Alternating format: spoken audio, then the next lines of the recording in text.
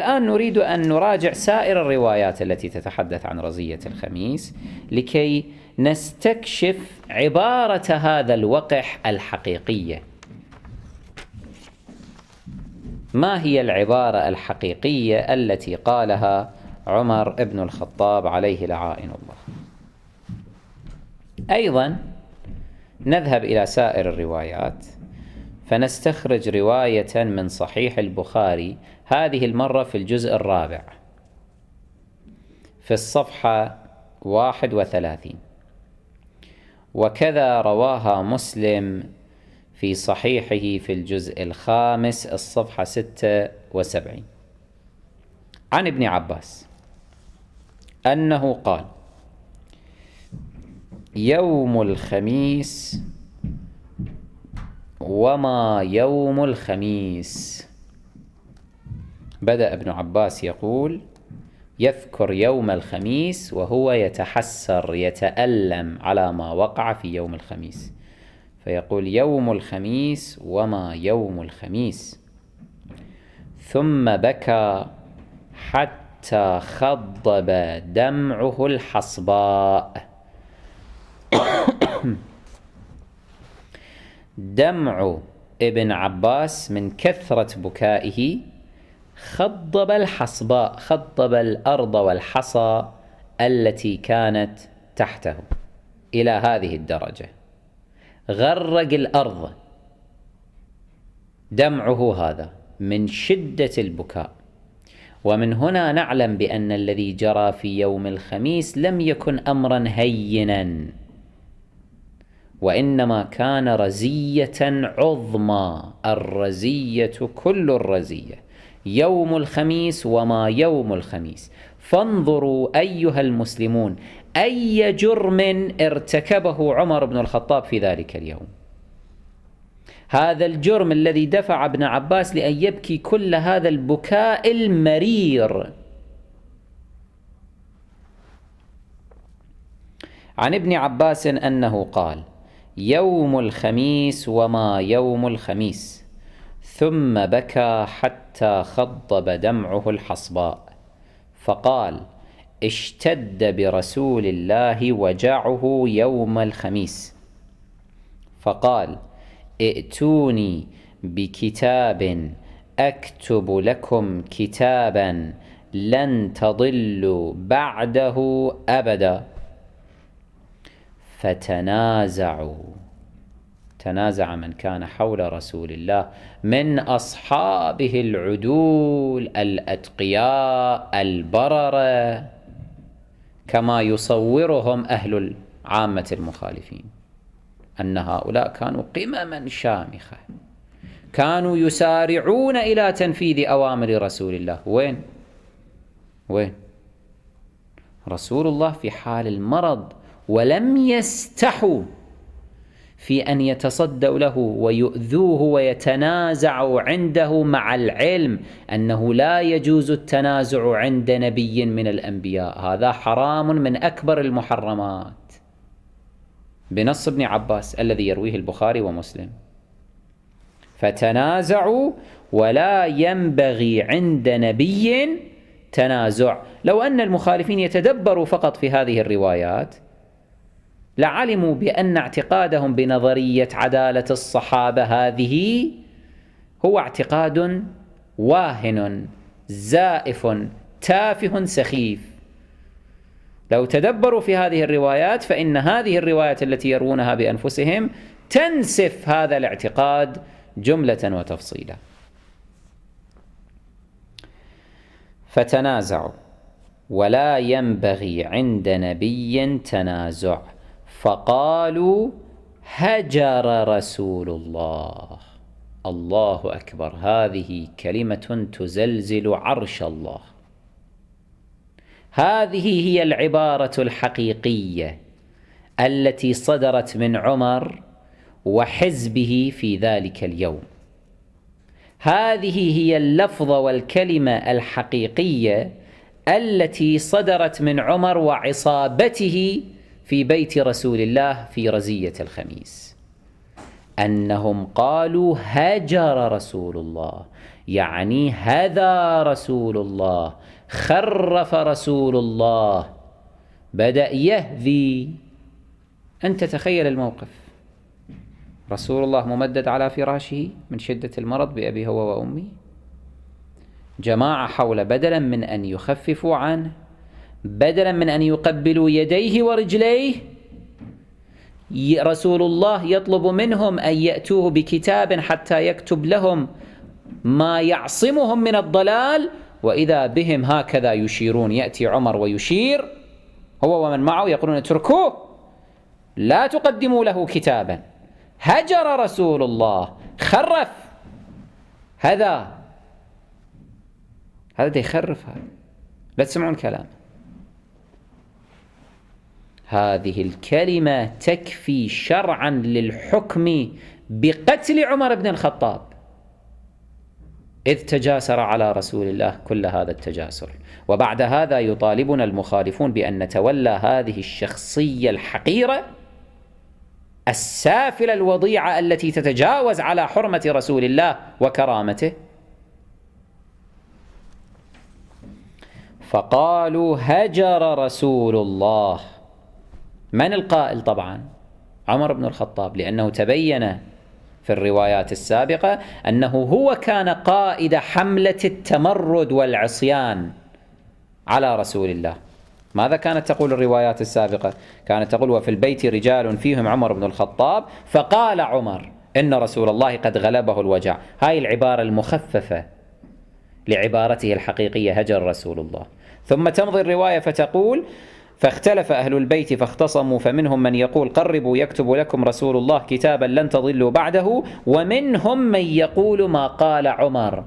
إذن البقية إنما كانوا يرددون ما قاله عمر بن الخطاب. يعني عمر كان قائد الحملة، كان قائد حملة التمرد والعصيان. فإذن حينما تقول هذه الرواية التي سكتت أيضا عن اسم عمر بن الخطاب تعمدا تحريفا وتلاعبا وبترا في الروايات، هذه الرواية حينما تقول فقالوا هجر رسول الله، معنى ذلك بملاحظة تلك الروايات بقرينة تلك الروايات أن القائل الأول منهم هو عمر بن الخطاب، هو الذي تلفظ بهذه العبارة ورددها من وراءه. فقالوا هجر رسول الله والعياذ بالله، وناقل الكفر ليس بكافر. فقالوا هجر رسول الله. قال دعوني، يعني قال صلى الله عليه وآله وسلم دعوني فالذي أنا فيه خير مما تدعوني إليه. دعوني، اتركوني أرتاح، اخرجوا خارجا عني، قوموا عني، لا أشتهي أن أنظر في وجوهكم،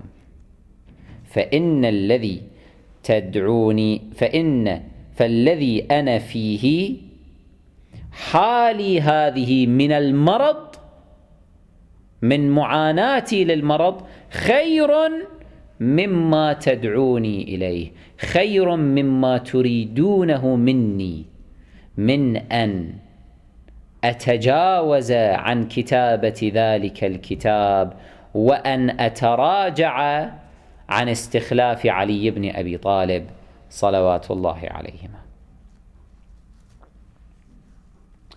المخالفون بطبيعة الحال ارتعبوا في واقع الأمر من شدة وقاحة عمر، هالهم هذا الأمر، فأرادوا أن يخففوا الوطأ، يخففوا من الرزية بنحو من الأنحاء. فماذا صنعوا؟ تلاعبوا أولا بالروايات، خففوا ألفاظها، حاولوا حجب اسم عمر بن الخطاب، وضعوا مكان أو محل قوله هجر رسول الله عبارة أخرى وهي ما له أهجر. هذا موجود مثلا في بعض رواياتهم أن عمر ماذا قال، أو جماعته عصابته ماذا قالوا؟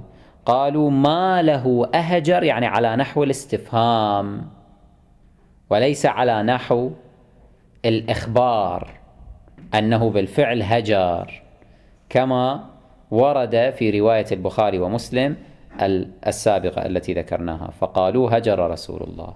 حاولوا التخفيف من الأمر فوضعوه على صيغة الاستفهام، فلما جاء علماؤهم لشرح هذه الرواية التي وردت فيها صيغة الاستفهام ما له أهجر، ماذا به؟ هل هجر؟ استفهموه، استعلموا منه. جاءوا للشرح فقالوا هذا الذي منه أيضا نستنتج أنهم كيف كانوا يحاولون أن يبعدوا عمر بن الخطاب عن الجريمة، أن يبرئوا ساحته بأي نحو من الأنحاء. ارتعبوا من هذه، من شدة وقاحة عمر، فقالوا في شرحهم مثلا ابن الأثير يقول في كتابه المشهور كتاب النهاية في الجزء الخامس الصفحة 246 في شرحه لهذه الرواية، يقول أي هل تغير كلامه، يشرح كلام عمر بن الخطاب، أنه هل عمر بن الخطاب يقصد هكذا: هل تغير كلامه أي كلام رسول الله واختلط لأجل ما به من المرض؟ وهذا يقول ابن الأثير أحسن ما يقال فيه، هذا أحسن ما يمكننا أن نقوله في حق عمر بن الخطاب، ولا يجعل إخبارا، لا نجعله إخبارا، يعني لا نقول أنه بالفعل أخبر عن أن رسول الله قد هجر، وإنما كان يستفهم، يعني يسأل هل اختلط كلامه، هذا الهجر وقع له لأجل ما به من المرض أم ماذا؟ وهذا أحسن ما يقال فيه، ولا يجعل إخبارا فيكون من الفحش والهذيان، والقائل عمر ولا يظن به ذلك. ما المفهوم من هذه العبارة، عبارة ابن الأثير؟ أولا أن القائل هو عمر بن الخطاب حينما ورد في تلك الروايات قول ما له أهجر أو ما له أهجر، يقول قائل هذه العبارة عمر بن الخطاب، ولأنه عمر بن الخطاب لا يمكن أن نظن به أنه يتهم رسول الله بمثل هذه التهمة، فيكون كلامه على صيغة الإخبار، وإنما مجرد سأل، يعني سأل هل تغير كلامه واختلط لأجل ما به من المرض؟ فإذا الدافع للقوم لتبرير ما صنعه عمر ينحصر في كونه عمر فقط، وإلا لو كان القائل غير عمر لجرموه، لقالوا كيف يقول هذا الكلام. طيب، ابن الأثير يزعم ها هنا أن ما جاء به عمر كان على صيغة الاستفهام ولم يكن على صيغة الإخبار. ماذا يفعل مع رواية البخاري ومسلم التي نقلناها وفيها فقالوا هجر رسول الله؟ بكل صراحة لم ترد على صيغة الاستفهام، ما قالوا أهجر رسول الله، هل هجر رسول الله؟ أبدا، جاء الأمر على صيغة الإخبار، أي أن القوم بقيادة عمر بن الخطاب حكموا آنذاك بأن رسول الله صلى الله عليه وآله كان في حالة الهجر والهذيان، اختلط عقله. شنو معنى غلب عليه الوجع؟ نفس المعنى ولكن عبارة مخففة، المؤدى واحد. غلب عليه الوجع يعني عقله راح خلص، فبدأ يهذي، هذا هو المعنى، مجرد أن ها هنا عبارة مخففة وتلك عبارة صريحة شديدة. نعيد ما ذكره ابن الأثير، يقول أي هل تغير كلامه واختلط لأجل ما به من المرض، وهذا أحسن ما يقال فيه، ولا يجعل إخبارا فيكون من الفحش والهذيان، والقائل عمر ولا يظن به ذلك. فإذن هي محاولة فقط لتبرئة ساحة عمر بن الخطاب بأي شكل من الأشكال. طيب، العسقلاني ابن حجر في كتابه الشهير أيضا فتح الباري الذي يشرح فيه صحيح البخاري، في الجزء الأول الصفحة 279 نقل شرح الخطابي لهذه الرواية التي فيها ما له أهجر، فيقول الخطابي: ولا يجوز أن يحمل قول عمر، دققوا، على أنه توهم الغلط على رسول الله أو ظن به غير ذلك مما لا يليق بحاله.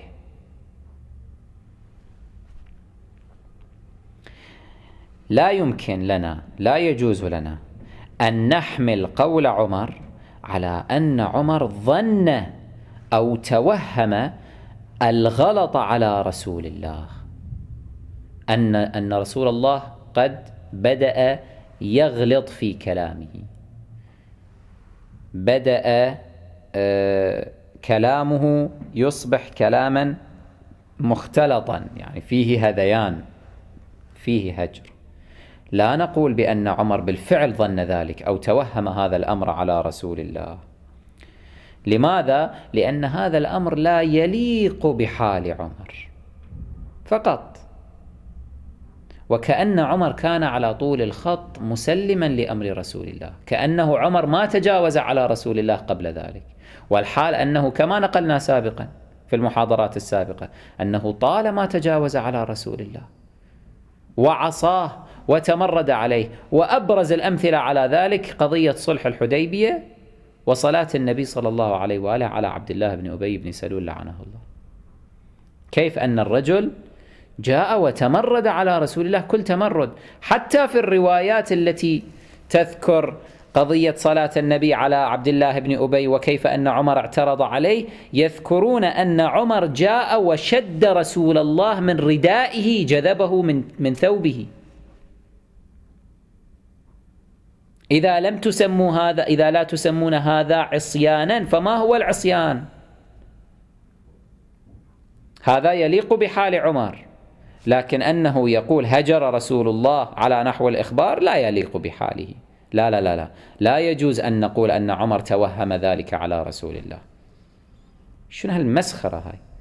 إما تتتبع كل سيرة الرجل فتستكشف طبيعته وصفاته فتعرف أن مثل هذه الأفعال أو التصرفات منه، هذا الظن برسول الله أنه ظن فعليا أن رسول الله هجر ليس بمستبعد عنه، وإما لا. أما أن تفكك في سيرة الشخص نفسه هذا لا يمكن. كان يكون رجل مشهورا عنه أنه يغضب دائما، أنه فظ غليظ، ثم تأتي في مرحلة أخرى فينسب له فعل من الأفعال فتقول لا يمكن لي أن أظن هذا الأمر بهذا الشخص لأنه لا يليق بحاله أن يكون فظا غليظا. طيب شلون هو واقع صفاته مشهور عنه أنه فظ غليظ؟ كذلك عمر بن الخطاب مشهور عنه عند القاصي والداني أنه كان متمردا على رسول الله صلى الله عليه وآله، لذا لا يستبعد منهم أن يظن أن رسول الله قد هجر فعلا. قال الخطابي: ولا يجوز أن يحمل قول عمر على أنه، أي عمر، توهم الغلط على رسول الله أو ظن به غير ذلك مما لا يليق بحاله، مما لا يليق بحال عمر. لكنه لما رأى ما غلب أو ما غلب عليه من الوجع، غلب على رسول الله من الأوجاع من الآلام وقرب الوفاة مع ما غشيه من الكرب، خاف أن يكون ذلك القول، وهو قربوا أكتب لكم كتابا، مما يقوله المريض مما لا عزيمة له فيه. يعني رسول الله ما كان جادا في هذا القول، ما كانت له عزيمة في هذا القول، ما كانت له عزيمة وجدية في أن يكتب هذا الكتاب، لأنه المرض أثر على حاله، شدة الكرب أثرت على حاله، فعمر خاف أنه رسول الله لم يكن جادا في الأمر، فقال حسبنا كتاب الله، وهجر رسول الله أو ما له أهجار إلى غير ذلك. شوف التمحل، انظر إلى هذا التفسير التافه السخيف الملتوي، يحاولون بأي شكل من الأشكال أن يبرئوا ساحة عمر فقط، لا أكثر ولا أقل، فيلتمسوا له المعاذير. قال خاف أن يكون ذلك القول مما يقوله المريض مما لا عزيمة له فيه، فيجد المنافقون بذلك سبيلا إلى الكلام في الدين. وقد كان أصحابه يراجعونه في بعض الأمور قبل أن يجزم فيها بتحتم. يراجعونه قصده أنه يعارضونه في بعض الأمور، يرفضون مثلا بعض أوامره، كما راجعوه يوم الحديبية ولم يراجعه سوى عمر في الخلاف وفي كتاب الصلح بينه وبين قريش.